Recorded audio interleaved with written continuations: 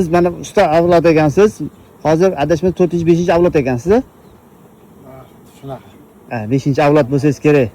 Bu qondan o'tganda sizga shogirdingizlar Rasul ekan. Mana siz ta'riflarni bering bo'lsa.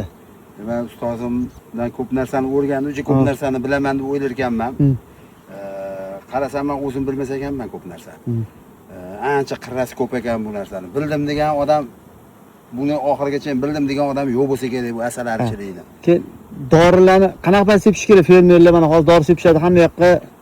Nima ta'sirli bo'lyapti asalariga? Shu to'g'risini ayting. Mana shu hozir shu muammo shu dala fermer xo'jaliklar deydimi, mana shu dala egalari asalarichilar bilan kelishilgan holatda shu dorilash kerak bog'larni, to'g'ri.